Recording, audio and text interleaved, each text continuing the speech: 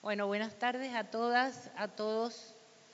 A tiempo de traer un saludo muy especial de la ministra Adriana Ortiz y una felicitación muy especial a las mujeres en este día. Nos encontramos aquí en el edificio Estado, que es un centro cultural, un espacio para compartir entre todos, con el objeto de poder conversar sobre el rol de las mujeres en la cultura. Y no en la cultura solamente como una expresión artística, como manifestaciones puntuales, sino fundamentalmente en la construcción de sociedades que se imbrican y que se vinculan de unas determinadas formas.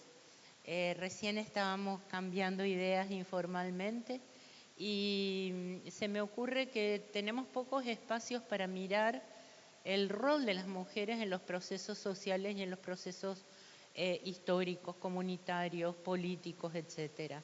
Y realmente, sin ánimo de ser soberbia, yo creo que son las mujeres las que cumplen el rol de, somos las mujeres las que cumplimos el rol de columna vertebral, de eje, de sostén, de columna, de no sé cómo llamarlo, se me escapan las palabras, y sobre el cual se construyen las sociedades.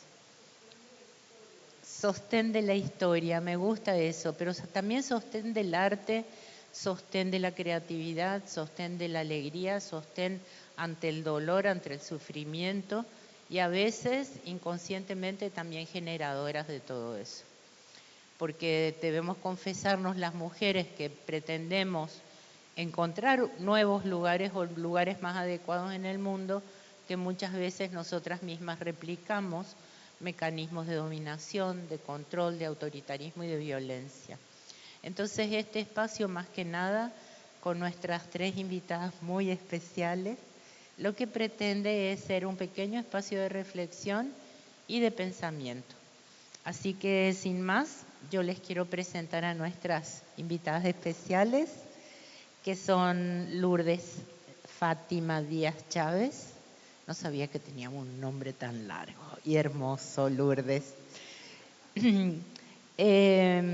Lourdes es contadora pública, militante del movimiento por la defensa de los derechos de los afrodescendientes. Es la primera egresada universitaria de su comunidad afroparaguaya Cambacuá y se graduó en la Universidad Nacional de Asunción. No quiero ser muy extensa, es embajadora de la no violencia. En el año 2017 fue nombrada así por su liderazgo y defensa de los derechos de los afroparaguayos y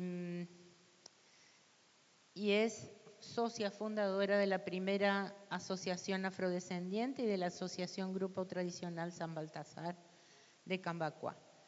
Lourdes es una señora fantástica. Hasta ahí. Gracias por acompañarnos.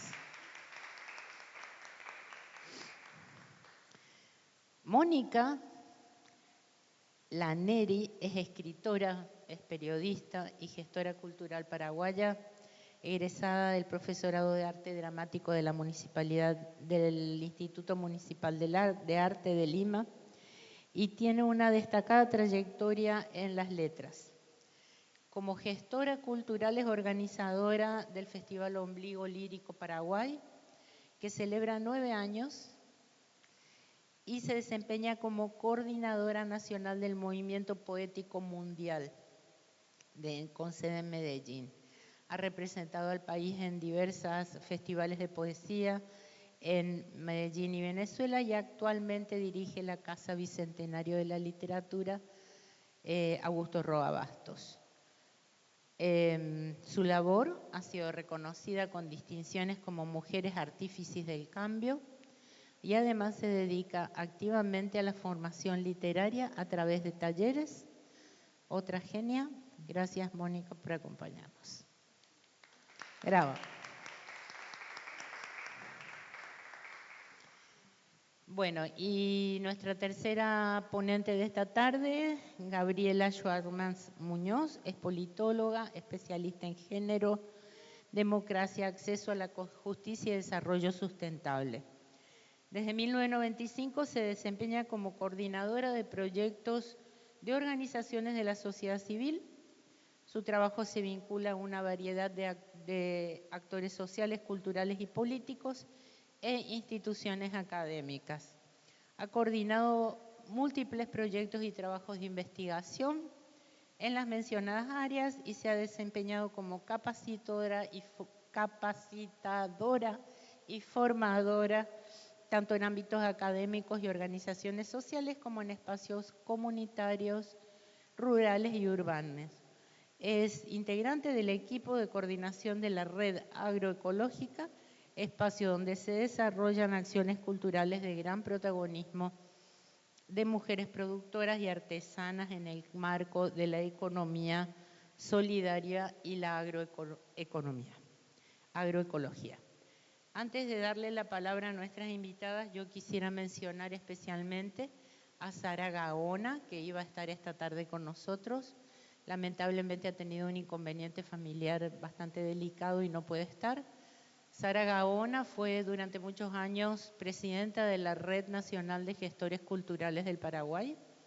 Es una profesora jubilada ahora, gran activista de los derechos culturales en el interior del país y lamentamos que no pueda estar, pero sí quería mencionar que siempre ha sido una colaboradora permanente en todo aquello que signifique trabajar en comunidades, con mujeres y niños.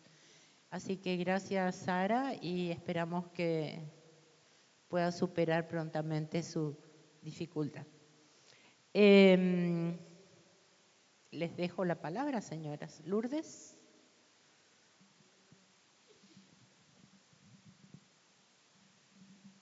Yo tengo muy buenas tardes, disculpen que acabo de llegar, pero en Fernando los raudales son bastante fuertes. Para mí es un placer estar acá, compartir con mujeres tan poderosas.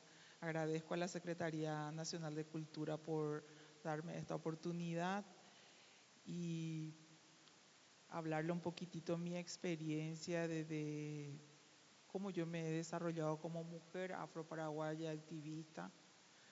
Para mí nada fue fácil. Yo provengo de una comunidad muy humilde que tiene su asiento, imagínense, en el año 1820, con la llegada de hombres y mujeres que acompañaban al general José Gervasio Artigas, donde se ubicó en lo que hoy día nosotros cariñosamente ya le decimos Cambacuá y ya adoptamos ese nombre. Anteriormente era una forma de estigmatización, pero actualmente ya no lo tomamos de esa manera. Para mí nada fue fácil. Yo apenas aprendí a leer, recuerdo que una de mis tías, porque en mi comunidad hay muchas mujeres fuertes, mi abuela era una matriarca, pero sin embargo siempre fue invisibilizada. Nunca daban el nombre de la mujer que cuidaba de esos saberes. Si allí hay una mujer, pero nunca daban su nombre en entrevista o en artículos que le hacían a hombres que estaban al mando, como yo digo. Y eso a mí como que me dio, ¿por qué no le nombran a mi abuela siempre? ¿Por qué no le dan nombre? Es así, crecí en esa casa con mi abuela, rodeada siempre de mujeres, como digo. Y en una de esas ya aprendí a leer a los 9 años y mi tía me dice, tenemos que techar la capilla. Vos ya sabés leer y escribir. Yo ya pedí los tirantes y vos vas a anotar porque mi tía no sabía leer. Mi tía de grandes, a los 60 años creo que contrató a alguien que le enseñe a leer. Y es así que yo empecé a ejercer como ponerme la mochila de ser mujer afro de Cambacuá. Fue muy duro al principio, pasé muchas cosas, pero siempre tuve el apoyo de esas mujeres poderosas. No, vos podés, vos tenés que irte en la universidad, tenés que formarte. Y es así que yo empecé como a formarme, en ser autodidacta, en investigar. También nos ayudó mucho la gente del movimiento afro de Montevideo, Mundo Afro, donde me fui a tomar cursos, donde nos formaron para hacer esta militancia que hoy día hacemos, para decir que somos afroparaguayos. para luchar por nuestros derechos, para llevar políticas públicas que mejoren la calidad de vida de mi comunidad.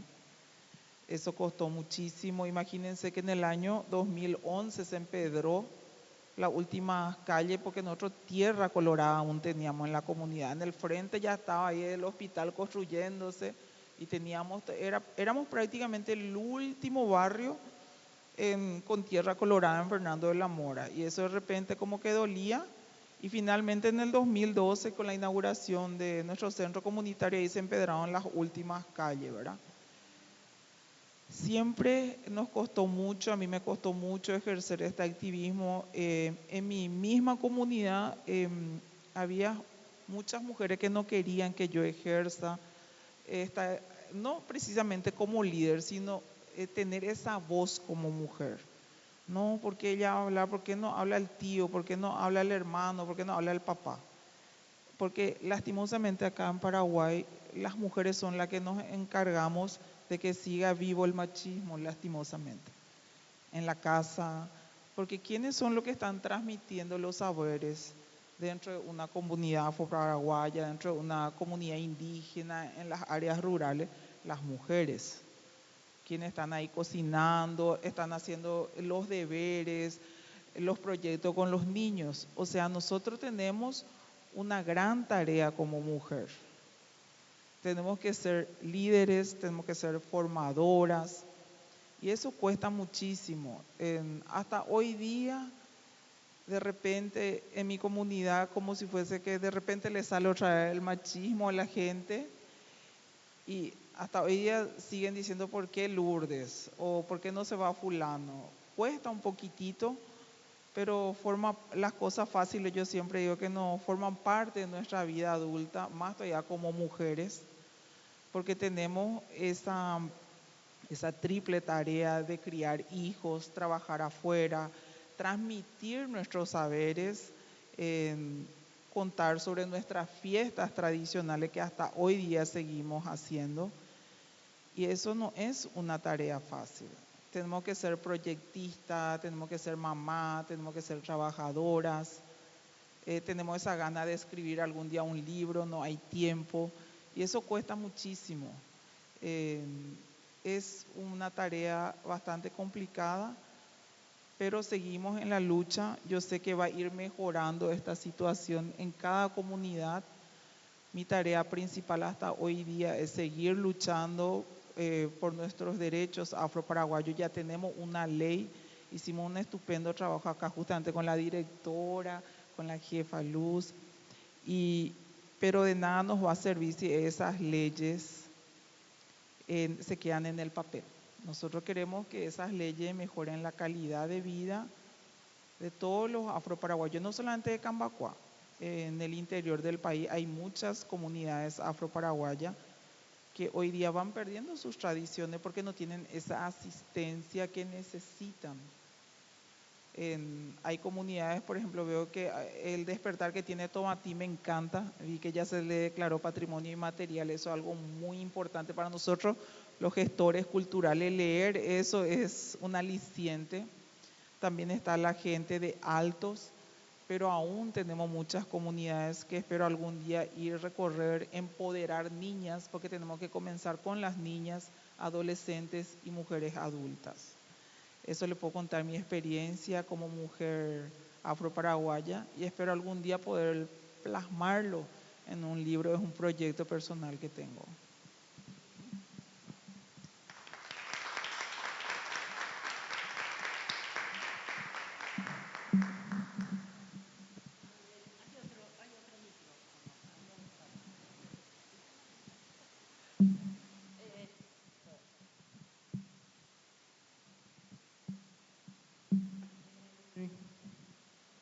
Yo creo que ya dijiste todo, pero me gustaría hacer un poco hincapié vos hablabas de los derechos de las mujeres y cómo ir construyendo en tu propio caso personal. Sí. Entonces, un poco pensar o preguntarte cómo debería ser la batalla por ocupar el rol, si es batalla, si es construcción, porque hay un rol de la mujer en los procesos culturales que de hecho se cumple, pero desamparada de derechos humanos, de derechos personales. Entonces, ¿cómo pensás que tendría que abordarse ese punto? Eso anoté para no olvidarme. Voy a leer una parte porque es tan amplio, es muy amplio. Entonces yo anoté personalmente, dije voy a anotar porque no me quiero olvidar. Bueno, en mi opinión, el rol de la mujer en los procesos culturales, ¿verdad? Es profundamente transformador. Las mujeres no solo mantienen vivas las tradiciones, en mi caso las tradiciones afro-paraguayas, ¿verdad? Sino que también las interpretan y le dan nuevos significados según los tiempos actuales. En mi caso, por ejemplo, de repente estamos viendo cómo podemos innovar los vestuarios, pero no salir de nuestras tradiciones, siempre manteniendo esos colores, o por ejemplo nuestras danzas, yo quiero ir incorporando danzas nuevas, o quiero ir incorporando, cómo podemos ir evolucionando eso, para ir dando un nuevo show. Entonces, eso de repente como afro-paraguaya. Creo muchas veces su trabajo ha sido invisibilizado, el de las mujeres, aunque son ellas quienes enseñan, por ejemplo, el guaraní en la casa, transmiten las danzas. Somos nosotras las que sostenemos las fiestas patronales, por ejemplo, que es tan importante en todas las comunidades, ¿verdad? Y preservan saberes como el ñandutí o las tradiciones afro-paraguayas, en mi caso, ¿verdad? En la comunidad de Cambacuá. Sin la presencia activa nuestra, gran parte de nuestra identidad cultural se debilitaría. También considero que hoy día las mujeres paraguayas están ocupando espacio de liderazgo cultural con más fuerzas. Organizan festivales, investigan la historia, escriben, gestionan proyectos y luchan por el reconocimiento de sectores históricamente excluidos. Instituciones como la Secretaría Nacional de Cultura deberían seguir fortaleciendo políticas que promuevan la participación femenina con igualdad de oportunidades por sobre todas las cosas. Porque una cosa es hacer política, pero no nos dan esa oportunidad en igualdad de condiciones. Para mí el rol de la mujer en la cultura paraguaya no debería limitarse a conservar tradiciones, sino también a cuestionarla, renovarla y dirigir los procesos culturales del país. La cultura necesita la voz, la creatividad y la fuerza de las mujeres para ser verdaderamente inclusiva y representativa.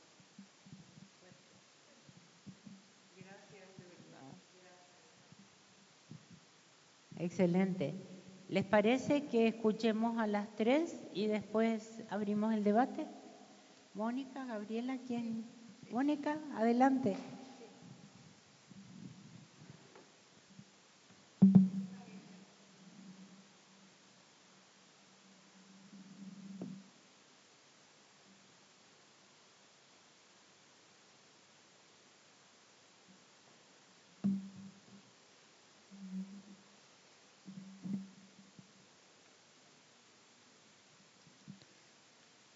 Yo les voy a hablar mucho desde mi rol de escritora y de lo que he visto y me ha tocado vivir, también un poco como gestora cultural, como ya lo han mencionado, ¿verdad? Soy una de las organizadoras del Festival de Poesía Ombligo Lírico que cumple 9 años este año, con la idea de ir rompiendo con los espacios tradicionales, llevar la poesía a todos los rincones que podamos y también escuchar la diversidad de voces, sin entrar a juzgar, simplemente escucharnos entre todos. También me toca un rol desde el Estado porque estoy como coordinadora de la Casa de la Literatura del Centro Cultural de la República del Cabildo. Estoy hace años trabajando en el Cabildo, o sea que tengo como las dos experiencias, ¿verdad? Por un lado es la experiencia del ser independiente, del autogestionarse, y por el otro de la lucha dentro del Estado mismo, porque tampoco acá las compañeras de la Secretaría Nacional de Cultura van a dar fe de que tampoco es fácil tratar de hacer cultura dentro, en el marco del Estado, ¿verdad? Y luego está mi propia obra, ¿verdad? Y mi propia voz, que siempre dije que que tal vez, yo siempre me di ánimos a mí misma diciendo que tenía derecho a hacer escuchar mi voz, que no importaba si era mejor o era peor, pero era mi voz y yo tenía derecho a luchar porque esa voz sea escuchada. Eso en el sentido de que no es, todas como mujeres sabemos, estábamos recién conversando, inclusive nos decía la analista de datos que ese mundo también está bastante masculinizado y no es fácil. Bueno, y nosotras como mujeres sabemos que siempre es para nosotras como más difícil todo. Hay todo un entorno que parece que colabora en que podamos sentirnos no merecedoras o en sentirnos menos o en sentir que tenemos que ser demasiado perfectas para que lo nuestro valga algo. Y yo creo que caemos mucho en el síndrome de la impostora, que yo no sabía que era el síndrome del impostor y un día me puse a investigar y es el sentir que uno está ocupando un lugar que en realidad no merece, que estás ahí y que estás tratando de hacer como que, pero que en realidad no te estás mereciendo ese lugar y bueno, y yo creo que esa es una de las cosas que nos ocurren, ¿verdad? Y desde esos aspectos yo hice así como algunas reflexiones, ¿verdad?, que les quiero compartir. En el marco del Día de la Mujer Paraguaya, recordamos que nuestra historia como escritoras no fue sencilla. Durante mucho tiempo, publicar un libro fue un privilegio al que pocas mujeres podían acceder. Pesaban los prejuicios, el costo económico, la desconfianza hacia nuestra palabra. Nuestra voz era cuestionada, minimizada o medida con criterios que no nos incluían. Y sin embargo, aquí estamos. Fuimos venciendo obstáculos, en silencio a veces y otras gritando fuerte, a solas en ocasiones y otras haciendo sentir nuestra fuerza colectiva. Buscamos caminos alternativos, nos autogestionamos, también desde la gestión cultural golpeamos puertas, primero desde los márgenes, siempre detrás del telón, tomando las fotos, siendo las asistentes y luego ocupando lugares de decisión, tanto en el ámbito independiente como en las instituciones del Estado. Cada libro publicado por una mujer fue una pequeña conquista. Cada espacio ganado, una grieta abierta en estructuras que no nos contemplaban. Aprendimos que no bastaba con estar. Necesitábamos ser escuchadas y respetadas, que nuestra voz no debía ser tolerada, sino valorada en su propia esencia. Pero el camino no termina aquí. Aún falta mucho por recorrer. No podemos normalizar que en un grupo de hombres del ámbito de organización que fuere haya una sola mujer y que eso se considere representación femenina suficiente. No podemos aceptar que un hombre con menor formación ocupe un lugar solo por ser hombre. Y esto no va en contra de los hombres. Hablamos de meritocracia, ¿verdad? La equidad en la participación debe ser una práctica real en todos los espacios culturales. Y si hoy ocupamos lugares de decisión, tenemos la responsabilidad de ejercer la sororidad, apoyar a nuestras congéneres cuando están igual o mejor preparadas, acompañar sus postulaciones, abrir puertas como otras las abrieron para nosotras. Aún persiste el desafío de dejar atrás la competencia aprendida y no reproducir esquemas que históricamente nos excluyeron. No podemos hablar de empoderamiento mientras sostenemos consciente o inconscientemente privilegios masculinos que desplazan a otras mujeres. Como mujeres en la cultura, debemos aportar nuestra voz genuina, nuestra mirada propia, nuestra sensibilidad y nuestra fortaleza colectiva. Nuestra escritura no necesita ajustarse a parámetros masculinos para ser válida. Nuestra expresión artística y nuestra forma de habitar la vida no deben ser juzgadas desde moldes que no nos representan. Hoy más que nunca, ejercer nuestra voz es un acto de libertad y esa libertad no se negocia. Que nadie vuelva a decirnos cómo debemos escribir, pensar o crear. Que nuestra palabra circule sin pedir permiso, que sea respetada, no menospreciada, porque cuando una mujer escribe con libertad, no solo cuenta su historia, ensancha el mundo para todas. Muchas gracias.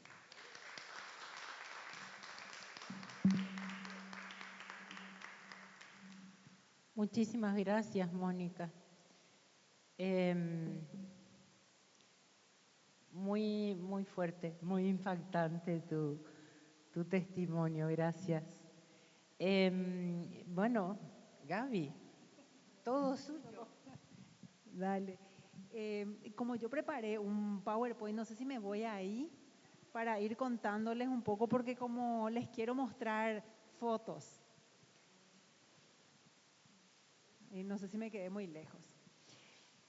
Bueno, muchísimas gracias por la invitación, a Luz, a todo el equipo. Realmente un gusto poder compartir hoy una tardecita así lluviosa, un poco de las reflexiones también sobre el rol de las mujeres en la cultura que tenemos desde un espacio muy particular, que es el espacio de la Red Agroecológica, que tenemos una feria todos los sábados, no sé si todas conocen, en la Plaza Italia. Hace 10 años que estamos todos los sábados allí. Y ese es un espacio más que una feria, es un espacio realmente de articulación, de conexión, y es un espacio intercultural. Y lo que yo hoy vengo a traer es, bueno, las reflexiones que tenemos allí. Le estoy dando ahí, que es mi mejor perfil. Las reflexiones que tenemos con las compañeras que vienen allí y que desde hace 10 años que venimos conversando, porque esta también es una experiencia autogestionada, totalmente autogestionada. Es una asociación entre productores, productoras y consumidores y consumidoras, donde también hay artesanas, artistas, agricultoras. Entonces, no sé quién me puede ayudar a pasar la lámina.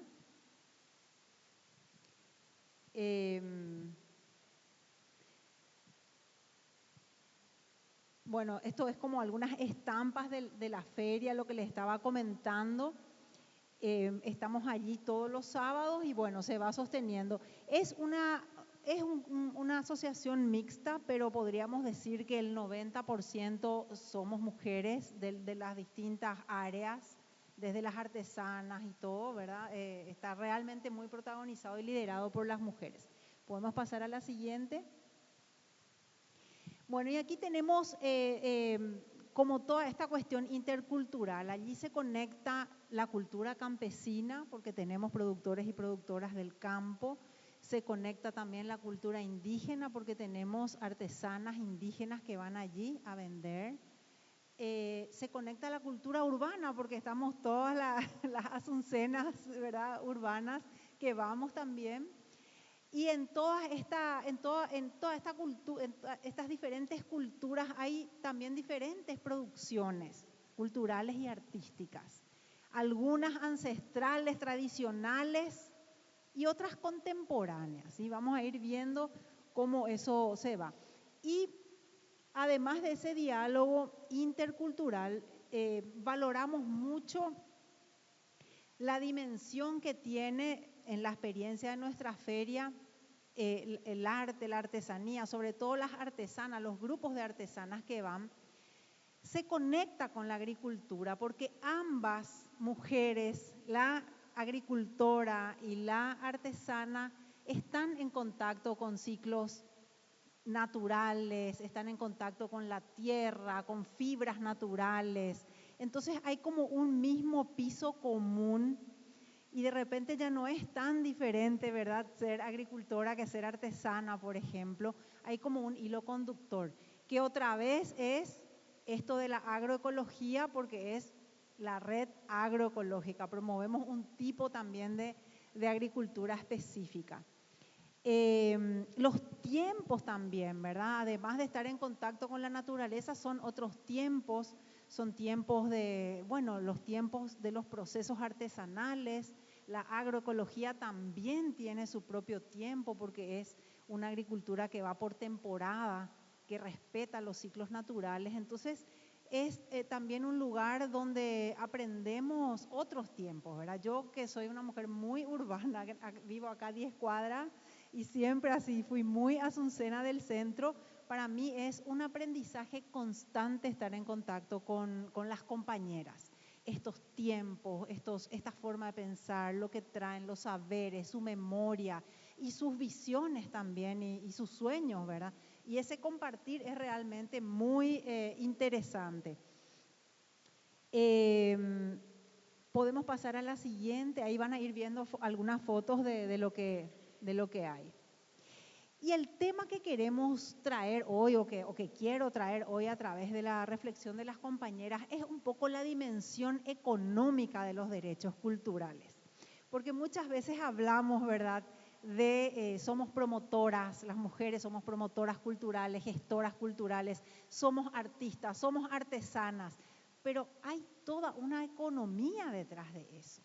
¿Quién puede, ojalá tuviéramos, ¿verdad?, todos los recursos del mundo para poder dedicarnos exclusivamente a esa gestión cultural que nos gusta, pero eso implica recursos, implica tiempo. Para las que son artesanas, implica acceso a su materia prima, por ejemplo, ¿sí? Y el acceso a la materia prima muchas veces implica el acceso al territorio. Tenemos el caso, por ejemplo, de las compañeras que están en Cambuchiapó, que ustedes les conocen, que trabajan con el ñaïú. Ellas, por ejemplo, ya van viendo limitado el territorio del cual ellas podían sacar el barro negro, porque se va fraccionando, se va convirtiendo en propiedad privada y ya no le dejan entrar.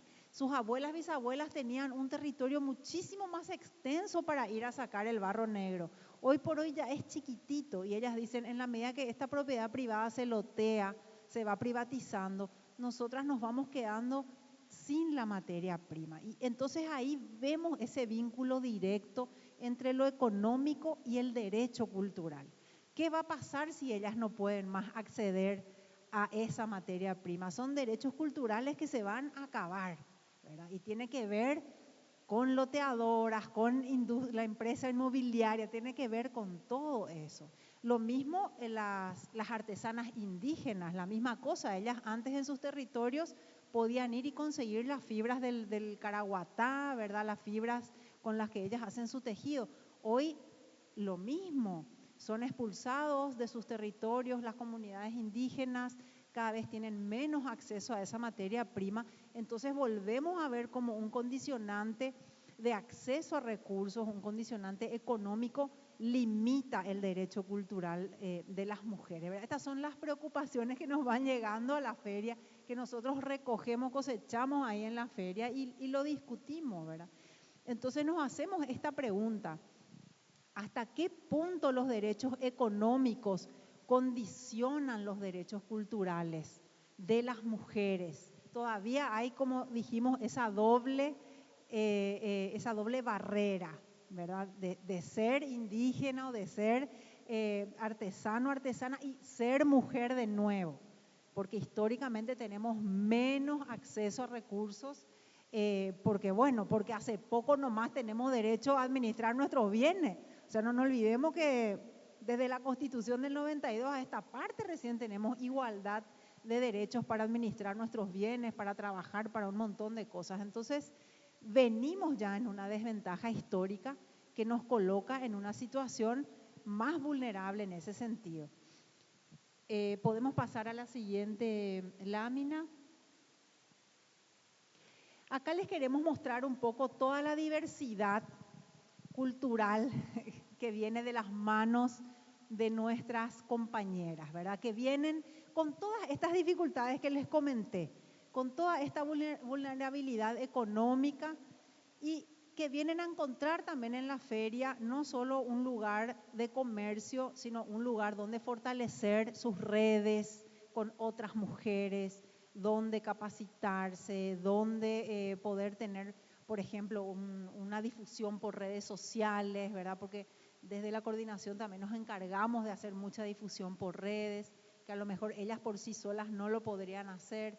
Entonces vienen también a encontrarse con un espacio que les contiene, que nos tejemos juntas de alguna manera. Y acá ven cómo tenemos, por ejemplo, en cuanto a cerámica, tenemos esa cerámica más popular, por decirlo de alguna manera, más tradicional, pero también tenemos cerámica contemporánea de mujeres jóvenes que ya están innovando con otras técnicas, con otros saberes, y hay un diálogo entre ellas. Eso es lo más genial, no es que una está por un lado, la otra, sino que hacen talleres juntas, se enseñan, se transmiten sus aprendizajes, entonces es muy interesante ese intercambio. Podemos pasar a la siguiente lámina. Acá pueden ver, por ejemplo, lo mismo, ¿verdad? Algo un poco más contemporáneo. Y en este caso, por ejemplo, se estaba haciendo una campaña Cuencos Solidarios porque había una artesana, una ceramista, una de las maestras artesanas que estaba muy enfermita y se estaba bueno, juntando solidaridad, un poco de dinero para sus tratamientos. Entonces, también es un espacio para esa solidaridad, ¿verdad? Y bueno, con esa conciencia de que estas maestras artesanas ya se van yendo y ese legado tiene que seguir, digamos, multiplicándose, que no quede allí, que no termine con ellas. Podemos ir a la siguiente. Acá tenemos cestería también popular e indígena, que mucho con tejidos con fibras naturales. Tenemos por un lado la artesanía indígena, que generalmente son de compañeras que vienen acá del Chaco, que son ibachey o que son algunas, hasta tenemos compañeras ishir que vienen de Bahía Negra de vez en cuando vienen van a la feria. Nosotros tenemos una política en la feria que a las artesanas y artesanos también indígenas no le cobramos el puesto. Ellos pueden venir a feriar cuando quieran y tienen totalmente liberado, por una cuestión de justicia económica, ¿verdad? Tienen totalmente liberado el puesto, no se les cobra. Acá pueden ver, identificar también otro tipo de tejido, además de la cestería. Podemos pasar a la siguiente. Acá está esta es la cestería un poco más popular, le decimos que es la que se hace en limpio, o sea que es más de cultura campesina, por decirlo, pero que sí o sí debe tener seguramente en su origen un origen indígena, ¿verdad? Porque es bastante parecido también con otro tipo de cestería indígena. Y acá tenemos, por ejemplo, cómo hacen talleres, ¿verdad? Hacemos talleres cada tanto para enseñarle a la gente, las mismas artesanas le enseñan al público a cómo hacer. Acá, por ejemplo, esta foto es hermosa porque está ahí, María se llama esa compañera, está tan comprometida, así, le abraza prácticamente al pasarle su conocimiento, ¿verdad? Le está abrazando prácticamente y le está enseñando a tejer, ¿verdad? Acá también, ella es la hija de María. Ellos viven en limpio y también esta es una técnica que viene de generación en generación. Podemos pasar al siguiente. Entonces ahí ven cómo también lo agroecológico y lo artesanal se articula totalmente, porque al mismo tiempo esa cesta que ya compras ahí ya es con la que te llevas las verduras a tu casa, ¿verdad? Entonces cómo está todo ligado, integrado. Las famosas pantallas, esto es lo que se hace en limpio también. Se hacen algunos adornos con espejos, algunas cosas ya son como más decorativas también, si bien son utilitarias, pero por ahí más decorativas. Podemos pasar a la siguiente lámina. Acá por ejemplo ya es más decorativo, acá ya innovan, ¿verdad? de la cesta, que era lo tradicional, o el canasto, ya innovan con otras cuestiones y que tienen muchísimo éxito. Ellos hacen de repente uno para probar y todo el mundo les pide y tienen que ir haciendo más porque se pone de moda de repente. Muy interesante. Ahí tenemos también a nuestra compañera Paulina, que es cestería indígena. Y ven cómo tiene bastante parecido también estas fibras con esa. No es la misma, pero se parece bastante. Podemos pasar a la siguiente lámina. Arte textil. También tenemos todo lo que son las prendas, desde lo más tradicional, como el aopoí, el ñandutí, el encajeyú, ¿verdad? Tenemos compañeras que son de Yataití, que suelen venir cada tanto también cuando pueden. Y también el arte textil contemporáneo, ¿verdad? Las jóvenes que también ya, por ejemplo, utilizan como retazos, como una cuestión de reciclado, o sea, un arte de reciclar telas, ¿verdad? Con diseños ya mucho más modernos. Podemos pasar a la siguiente. El bordado, que se vino muy de moda otra vez entre las jóvenes, ¿verdad? Y todo un movimiento de bordadoras, más contemporáneas, pero que toman también temas, en este caso de Pojañaná, o algún tema que, bueno, es como una forma de expresar también ciertos mensajes, ¿verdad? O ciertos conocimientos con el bordado. Acá tenemos el ñandutí, el aopoí, que también con algunos toques contemporáneos, y también tenemos las prendas más tradicionales de aopoí. Podemos pasar a la siguiente. Acá están los bordados que le digo que tienen muchísimo ahora. Se hacen incluso clubes de bordado en la plaza y se juntan en ronda y hay una que enseña, ¿verdad? Y hacen, bueno, una cosa divina, muy linda. Fíjense lo que es, todito totalmente bordado. Y ahí están otra vez el aopoí y otros bordados también tradicionales. Podemos pasar a la siguiente. Este ya es el de Yataití, el más tradicional que conocemos. Y bueno, un poco también más utilitario, como los bolsos, esto, ¿cómo se le dice? El tote bag, ¿verdad? Pero ya bien así artístico, con un toque más contemporáneo. Podemos pasar. También tenemos artistas, mujeres que pintan, que dibujan. Acá tenemos distintas expresiones de artistas que van y colocan allí también sus obras a la venta. Podemos pasar al siguiente. Una gran variedad también, algunas expresiones siempre un poco más clásicas, otras más vanguardistas, más contemporáneas. Podemos pasar. Acá también tenemos, por ejemplo, artistas que van viendo una forma de hacer un poco más utilitario, así tipo agendas, cuadernos, tazas, ¿verdad? A lo mejor no venden el cuadro, pero entonces trasladan a otros tipos de objetos su arte. Y tenemos los libros, que ahí, bueno, Luz sabe también, Mónica, que también es un espacio para la literatura. No encontré muchas fotos, pero sí ha estado, ¿cómo es que le llaman? Los slams de poesía también. Sí, me tenés que pasar, porque eso tenemos que retomar, y también con Luz, que hicimos aquella vez y que vamos a volver a hacer, como la feria del libro de autor. O sea, los autores llevan su propio libro y hay un micrófono abierto donde cada uno puede leer unos fragmentos, se comparte ahí. La feria es caótica, no crean que es así como ahora que todo el mundo está escuchando. Todo el mundo está haciendo lo suyo y nosotros agarramos el micrófono, hablamos, ahí estamos. Y bueno, mientras que la gente compra, escucha algo, alguno se arrima. Es una dinámica así bien desestructurada, pero es una caja de resonancia muy fuerte, y donde, como ven, hay una interculturalidad entre distintas generaciones también. Podemos pasar a la siguiente.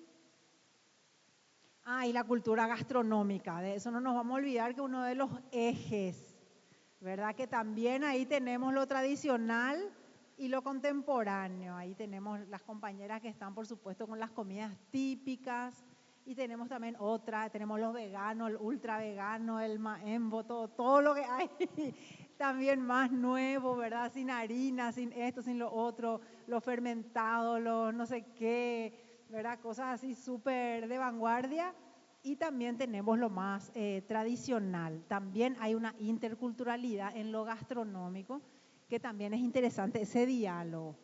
Podemos pasar a la siguiente. Acá, por ejemplo, justamente cuando tuvimos el apoyo de la Secretaría para Puntos de Cultura, hicimos ese rescate de las recetas. Le preguntamos a nuestras propias feriantes cómo preparan, en este caso doña Mirta, que ella hace todavía la harina de maíz, ella es de Barrero Grande, hace todavía su maíz a mano, ese que muele ella misma, ¿verdad? Ella también trae queso paraguay, trae huevo casero de su comité. Vienen entre dos a la feria. A ver, la siguiente. Y Vidalia, que hace la chipa asador tempranito, ella ya en la feria hace su chipa asador. Para los que somos más queraná, ya no encontramos más, ese a las 10 de la mañana ya no hay más. Ese es para los que van a tempranito a desayunar. El siguiente.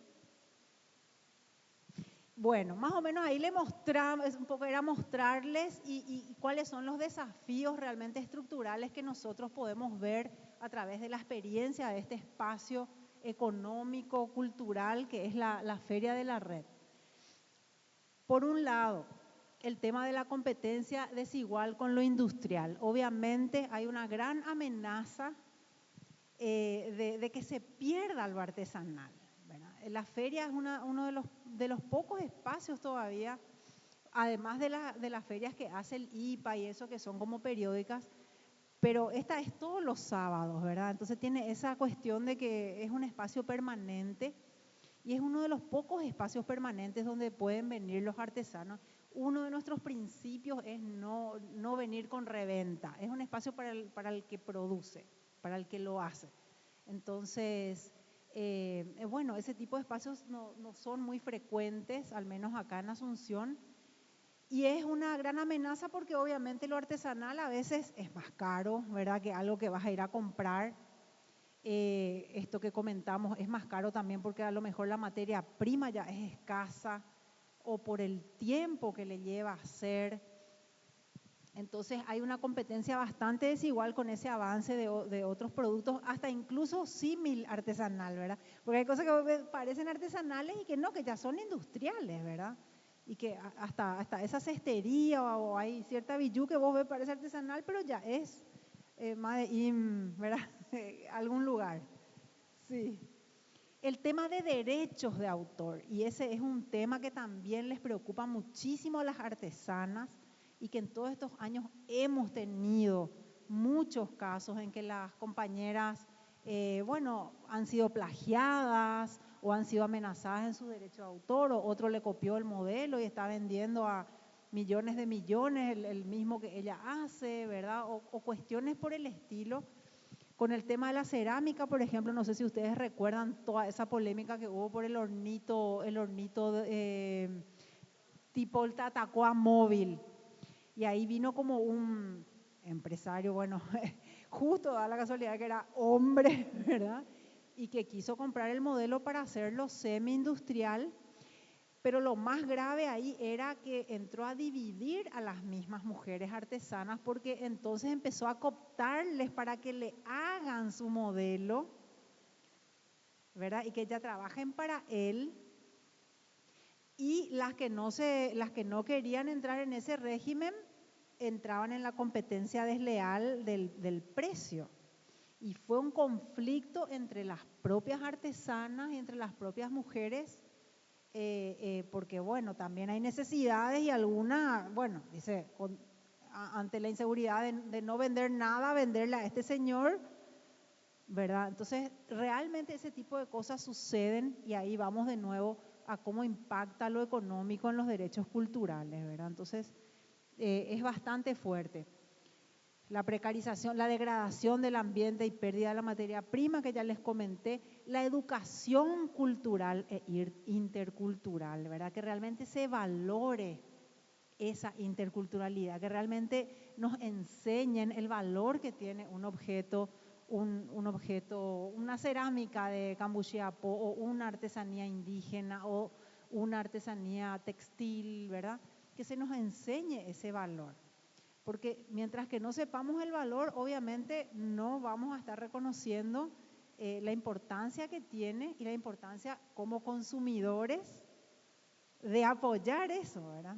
Por eso hacemos siempre Navidad y eso, ven, compren con nosotros, ¿verdad? Apuesten a lo artesanal, bueno, todo ese tipo de campañas.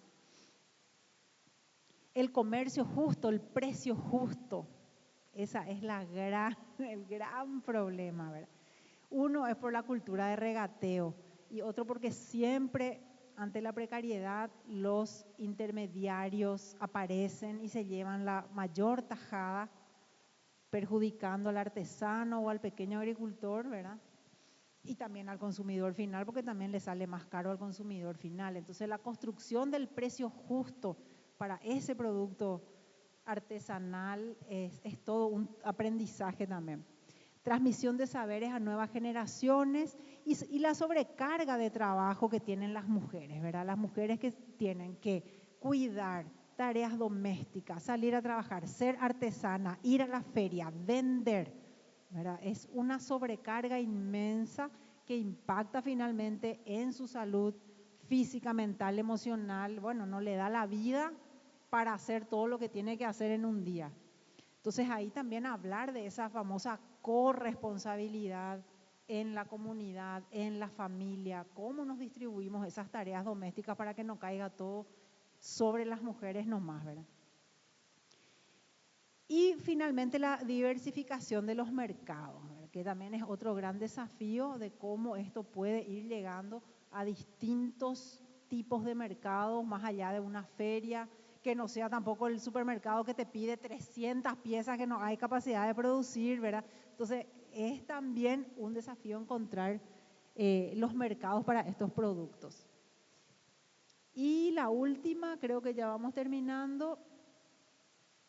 ¿Podemos pasar de lámina?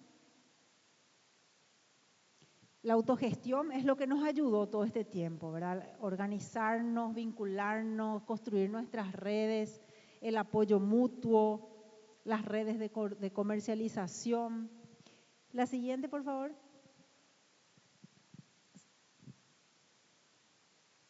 Y ahí está, esta es una foto que creo que sacamos el año pasado por el Día de la Mujer Paraguaya. Son varias de ellas las que estaban por lo menos ese día que se sacó la foto. Y finalmente también la cultura y las artes como medios para fomentar y promover los derechos de las mujeres, no solamente los culturales, sino todos los derechos de las mujeres, ¿verdad? El arte, la cultura son vehículos poderosos también para que llegue ese mensaje de defender y de seguir conquistando los derechos que aún quedan por conquistar. Entonces un poco hasta acá me quedo, era lo que le queríamos traer, un poco como la experiencia de la red.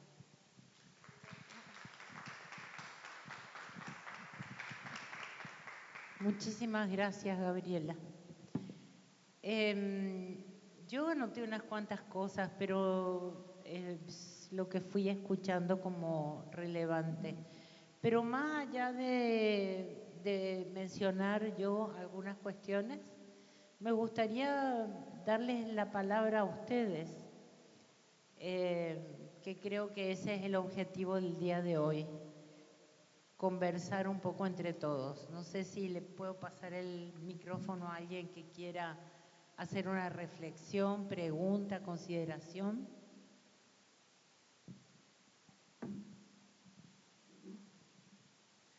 Bueno, antes que todo, muchísimas gracias por el espacio. Creo que todas salimos muy inspiradas por todo lo que dijeron, inspiradas y un poco con esto de hay que ir y reventar todo, ¿no? Como ocupar los espacios, ser más contundentes, y también ante el cuadro que estamos viviendo de muchos retrocesos, avances fundamentalistas, donde las mujeres realmente debemos posicionarnos y pisar firmes y poder estar unidas, ¿no? Yo tengo como muchas preguntas / pensamientos en voz abiertas. Les pido disculpas si de repente no soy muy articulada. Comenzando un poco con Lourdes Díaz, Me parece muy interesante la propuesta que traes, lo que conversaste, porque Paraguay no se ve como un país que tuvo población negra, que tiene población. Paraguay no se ve como un país afrodescendiente. No tenemos como, ni tanto desde la educación como literatura o lecturas al respecto, más allá del libro que creo que es Branislava Susnik la que lanzó un libro sobre eso. No sé si hay más producciones, si es que de repente la tenés en mente, sería genial que podamos saberlo.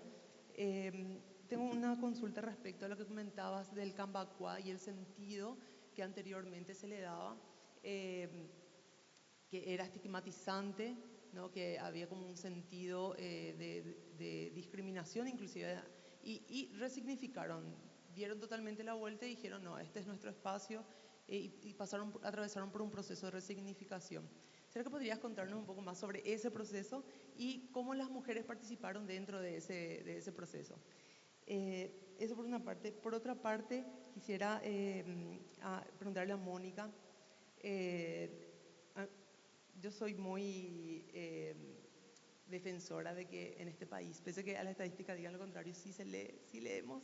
Y quería preguntarte cómo ves las posibilidades específicamente de las mujeres escritoras en Paraguay, paraguayas, ¿no? Tanto de producción, cuáles son esas posibilidades de producción, pero también de publicación, ¿verdad? De que puedan publicar sus escritas, y cómo ves, digamos, ese mercado, ¿verdad? Y si tenés 3 recomendaciones de mujeres escritoras paraguayas que puedas lanzarnos, sería genial como para salir corriendo y ir a buscar ya en las librerías. Y lo último es, Gabriela, súper interesante lo de la feria.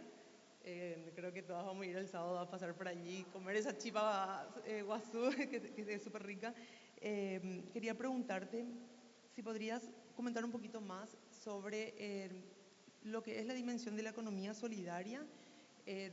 ¿Cuál es el componente de lo económico dentro de lo solidario, ¿no? Porque también las mujeres hemos tenido una gestión de riesgo con lo solidario, también dentro de,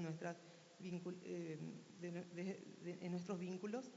Y nada, contar un poquito más sobre ese concepto y quería saber un poquito más sobre cómo es que se dio, cómo es posible sostener este proyecto, porque me imagino que viene de súper lejos, hay un costo asociado de tiempo, económico, pero que pese a todo se está logrando sostener. Entonces me causa como mucha curiosidad y si eso es un proyecto que puede, por ejemplo, tener posibilidades de réplica en otros puntos del país o si ya las hay.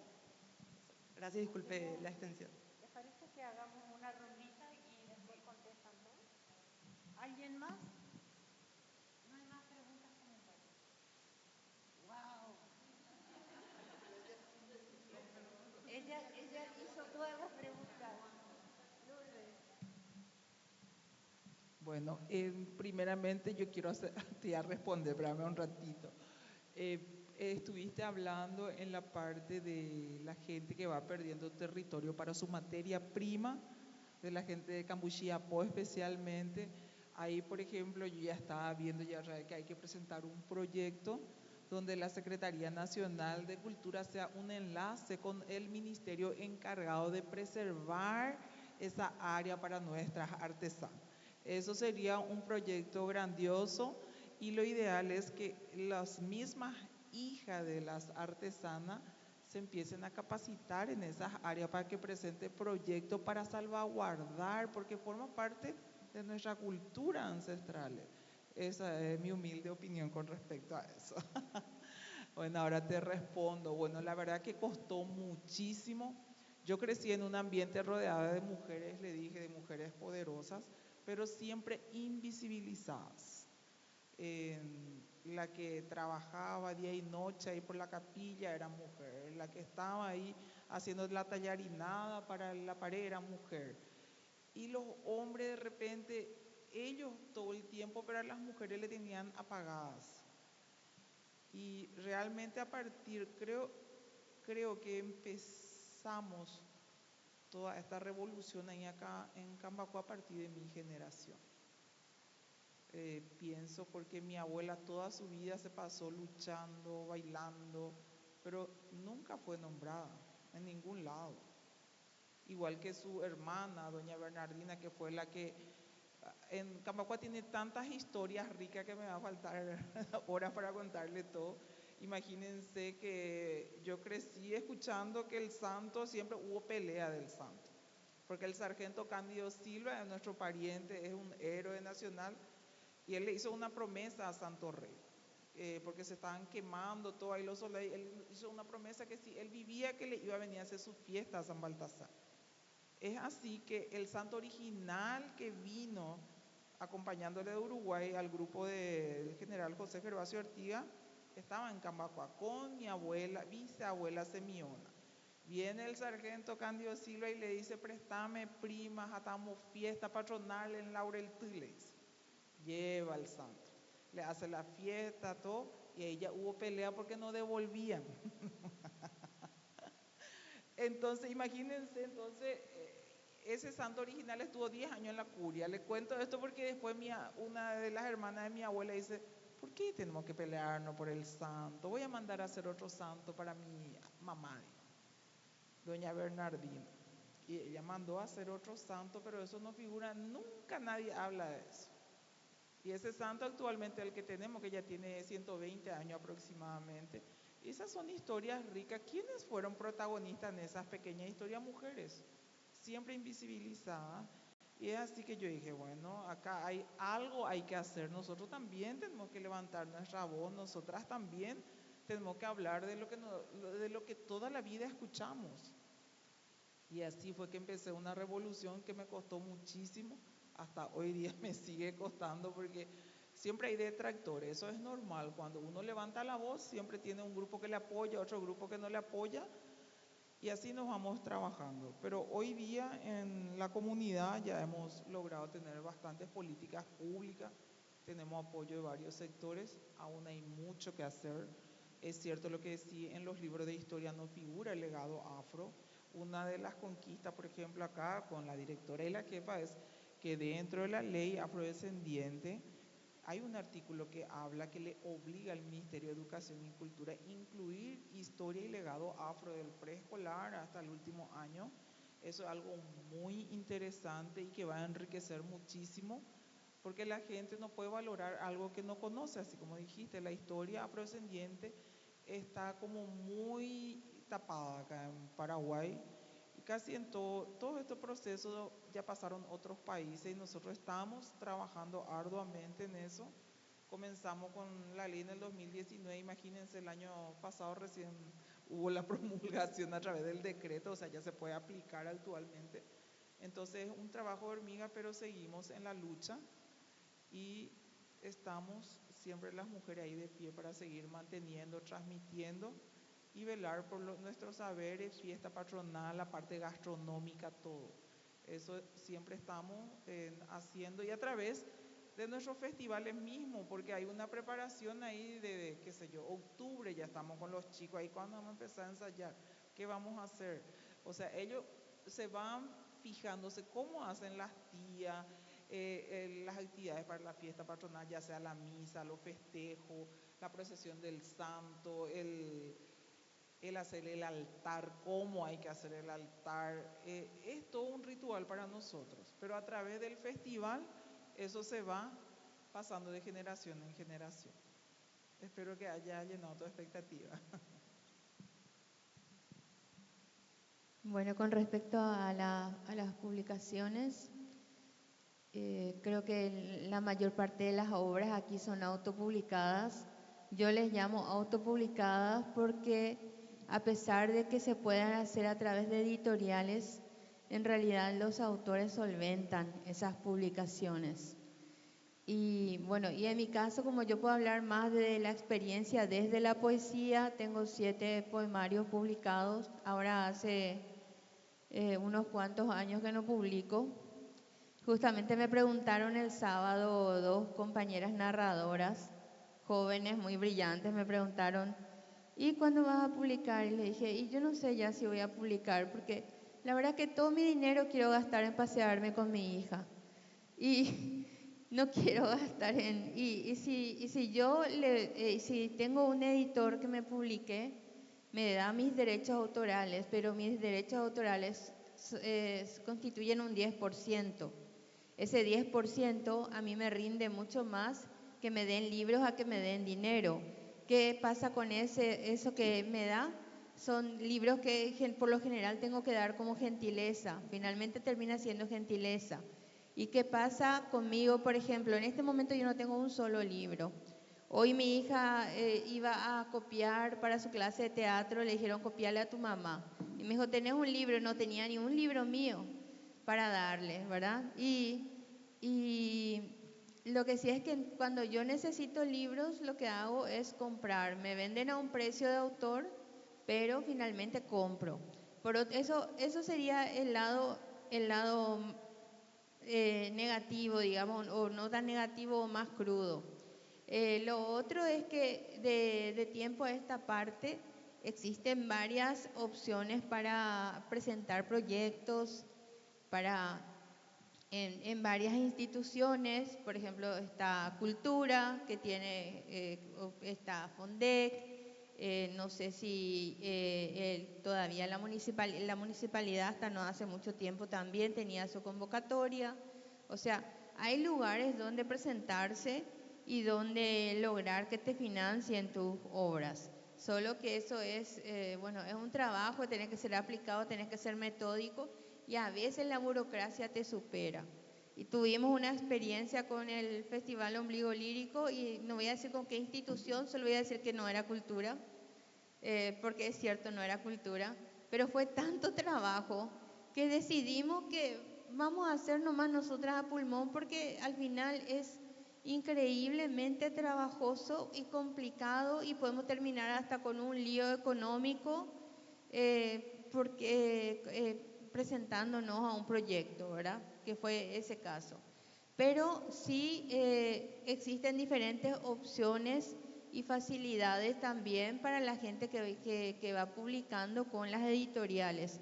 Lastimosamente, el que estaba siendo el más económico y que daba mayores facilidades a los escritores últimamente, que es Vicent Ross, de Editorial Shejandé, falleció hace un tiempito y al parecer con él murió su proyecto. Él vivía de eso, pero a la vez amaba, entonces ofrecía facilidades, se pagaba todo, ¿verdad? Pero digamos que era una persona que ofrecía unas facilidades. Pero para el que quiere publicar libros, hoy día existen opciones y existen opciones en diferentes instituciones, incluso, así que en ese sentido, si quieren publicar y si están escribiendo, tienen que animarse, no tienen que pensar que no van a poder llegar a la publicación. No es como antes, es mucho más accesible que antes. Les digo que existe un libro muy famoso, una antología, Voces Femeninas de la Literatura Paraguaya, de Josefina Pla. Es un libro que ya difícilmente se consigue. Ese libro, por ejemplo, es una recopilación que hace Josefina Pla de autoras desde, no sé, de mucho tiempo atrás. Y allí ella incluye escritoras que publicaron en diarios y que publicaron en revistas, porque no tenían posibilidad de acceder al libro. Pero les incluye como autoras y les reconoce como escritoras. Y ahí vemos eso de la apertura de Josefina y su parada en la realidad de que esas mujeres, si no estaban publicando en libros, era porque no tenían las posibilidades, no era porque no fueran suficientemente buenas para eso. Entonces, bueno, eso es lo que les quería comentar, que era así antes y algunas privilegiadas nada más podían publicar. Hoy día sí podemos publicar y hoy día es una cuestión, muchas veces yo sé que es una cuestión de opción, que muchas compañeras renuncian a cosas para poder publicar sus libros. Por fortuna también se venden los libros, creo yo. Bueno, Luz es una de las que siempre publica, yo creo que vende, o sea, también venden los libros. Y es una cuestión de ponerle un poco de garra y de priorizar eso, ¿verdad? Y con respecto a autoras, hay muchísimas autoras y brillantes en este momento y en donde vamos descubrimos también voces muy potentes y en ese sentido digo hombres y mujeres, ¿verdad? Y aquí vos le tenés, aquí mismo le tenés a Luz Saldívar, por ejemplo, que está ahí sentada. Ella tiene tiene muchísimas obras publicadas. Va con descuento por el Día de la Mujer Paraguaya. y y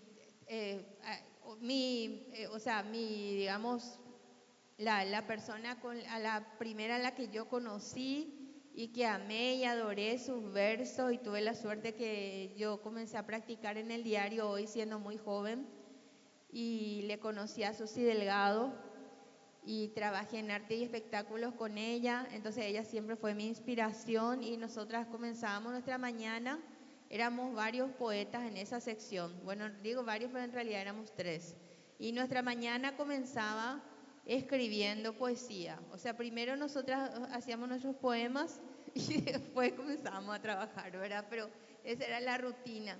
Y realmente cuando yo le conocí a ella me abrió la cabeza, porque yo venía o sea, imagínate, recién salida del colegio, venía con una visión a lo mejor estructurada de lo que era la poesía. Yo había estudiado declamación, porque en mi época todavía se estudiaba declamación, y cuando le leo a Susi y leo lo visceral de Susi, me conmovió, me abrió la cabeza y yo digo, hablando mal y pronto me salvó de la cursilería, porque tal vez yo iba a escribir muy diferente si no le hubiera conocido a Susi.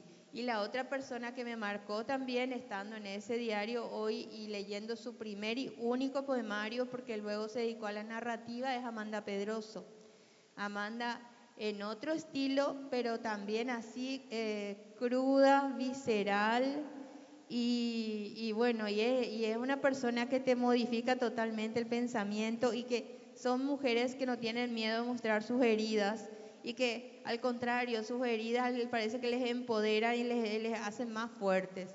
Entonces son 2 mujeres que a mí me marcaron demasiado, que tuve la fortuna de conocerlas.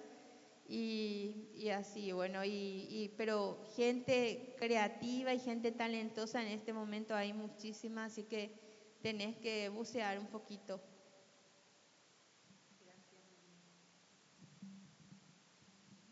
Bueno, eran muchas preguntas en una, pero primero, ¿qué es la economía solidaria? Bueno, muy brevemente, es una economía que propone colocar en el centro a las personas, ¿sí? No al capital, al lucro o a la ganancia, sino que es una economía que está orientada a satisfacer las necesidades, pero en el marco de relaciones humanas de cooperación, no de competencia. Viene a ser lo contrario, la libre competencia es una economía que se construye a través de la cooperación. Y acá en Paraguay nosotros tenemos una histórica forma de economía solidaria que es el yopoy, el famoso yopoy campesino indígena, que era indígena y luego pasó a la cultura campesina, que es como esa especie de yo te doy ahora y en algún momento vos me das, me compensás, pero no es tampoco un trueque, ¿verdad? Sino que es como que te debo esa fineza porque vos alguna vez me trajiste, bueno. Entonces ese yopoy es una forma auténtica de economía solidaria, por ejemplo, ¿verdad? Y existen otras formas, el trueque que bien conocemos, las formas más asociativas como las cooperativas, los comités, por ejemplo las almacenes comunitarias que se organizan para hacer compras juntos. También la economía del don, que también hay mucho todavía en algunas comunidades campesinas, que es cuando hay excedente de algo, le regalo nomás a la comunidad, o sea, le regalo a mi vecino, me voy a su casa, le llevo, ¿verdad? Le llevo, es economía del don. hay excedente, hay abundancia, se redistribuye todo, ¿verdad? No está esa idea del lucro, de la competencia o de una ganancia, sino bueno, yo ya satisfice mis necesidades y si hay excedente, redistribuimos, ¿verdad? Entonces ese un poco es el concepto de economía solidaria y así se fue construyendo la feria como un espacio con esa intención, ¿verdad? Desde cómo nos organizamos allí, nosotros formamos equipos de trabajo, hay muchísimo trabajo voluntario que subsidia la feria, ¿sí? Por ejemplo, todo lo que hace el equipo de comunicación es voluntario, la gente que está alzando a redes, ¿verdad? Hay un equipo de finanzas que organiza todo los ingresos, porque ahí se le cobra un monto a los feriantes, pero ese mismo monto se reinvierte en el costo que tiene montar y desmontar la feria, y así también a fin de año, si quedó un excedente, decidimos en asamblea redistribuir de X manera, ¿verdad? Entonces, bueno, es una experiencia que se va, obviamente, no todo es color de rosa, hay miles de crisis, miles de cuestiones, desafíos, un montón de cosas que siempre discutimos, pero ese es nuestro horizonte, ¿verdad? Y se sostiene justamente porque es autogestionado, ¿verdad? No es fácil en nuestro país la autogestión, pero desde un principio dijimos, para el funcionamiento no depender ni de donaciones externas ni del Estado, para el funcionamiento cotidiano. Entonces eso se autofinancia con ese aporte que hacen los feriantes cada sábado, ¿verdad? Con ese aporte. Ahora, podemos conseguir proyectos ya para cosas plus, ¿verdad? Por ejemplo, para esa campaña que les mostramos de punto de cultura o para hacer algunos encuentros, bueno, pero eso ya no depende del funcionamiento en sí de la red, sí. Hasta la pandemia sobrevivimos, fuimos la única feria que no paró en pandemia y hasta éramos clandestinos, ¿verdad? Era espectacular porque, ¿se acuerdan ese primer momento que estaba prohibidísimo luego hasta andar por la calle? Entonces nosotros en vez de la feria hacíamos en la Caófera, que es un centro cultural, la gente hacía su pedido y tenía que ir a buscar a la Caófera. 2 sábados duró eso, al tercer sábado era una feria ahí adentro clandestina, ¿verdad? La gente ya no hacía su pedido, se iban a ver qué había y ahí se iban todas las artesanas, los que hacían alimentos, todos, y era el momento que más se necesitaba seguir con algún tipo de ingreso. Entonces, es la autogestión, no es fácil, pero es lo que te posibilita los vaivenes de un gobierno, los vaivenes de la cooperación internacional. O sea, la base tiene que ser autogestionada. Y después lo que vos consigas para fortalecer como complemento, bienvenido sea, ¿verdad? Todo lo que viene a sumar, pero que pueda funcionar por sí mismo, ese es el gran desafío. No sé si quedó algo en el tintero. Gracias. Ya es nuestra hora de mar. Ya es nuestra hora, pero yo antes de que cerremos quiero nomás hacer 2 o 3 cositas, puntualizar. Nuestras 3 panelistas han estado hablando de muchas cosas, pero creo que hay que nos llevemos, si es posible, como varias reflexiones. Una que me parece que es clave y es determinante es que las 3 han hablado de la memoria en un diálogo intergeneracional, intercultural, intersectorial, y que una memoria que está viva, que se reconstruye y se recrea en distintas formas. Fíjense que las 3 han hablado desde distintos lugares y sin embargo nos traen como mensaje el valor de la memoria como productoras, como escritoras, como lenguajes, como tradiciones, la memoria que construye comunidades, que construye sociedades, y que las portadoras más importantes en las comunidades son las mujeres. Otra cosa que me pareció fundamental que nos llevemos un poco en la cabeza es este diálogo que las mujeres sostienen entre la economía y el derecho. Porque a veces cuando hablamos de derechos de las mujeres, de derechos humanos, de derechos culturales, se nos olvida que los derechos tienen que estar sustentados en hechos concretos. Y si no hay hechos concretos, no hay posibilidad de derecho. Entonces, me impresiona bastante cuando de distintos modos las tres han abordado la cuestión de la necesidad de un respaldo, de una generación de recursos económicos para poder garantizar la cultura y el derecho. ¿Sí? Y me parece que esa es una reflexión muy clave, porque también nos habla de esto otro que mencionaba Gabriela al final, de la necesidad de la autogestión, de la economía solidaria, del sustento de las comunidades por sí mismas y en una proyección de autonomía. Y eso me pareció que es muy importante que nos llevemos. Y finalmente, gracias, porque creo que las tres nos han dado así como un fuerte mensaje. En mi lenguaje más cotidiano diría así como un empujón para volver a reflexionar sobre cuáles son las voces de las mujeres, cuáles son los derechos a ejercer las voces que no solamente son las voces de la literatura o de la identidad o del desarrollo económico o artístico. Las voces que tienen que ver con unas miradas peculiares que las mujeres tienen desde cada uno de sus diversos mundos, desde sus diversas formas y desde sus diversas identidades. Entonces creo que hasta por aquí, porque es un poco tarde también, les agradezco muchísimo a las tres, les agradezco mucho a todos ustedes y espero que haya sido grato encontrarnos.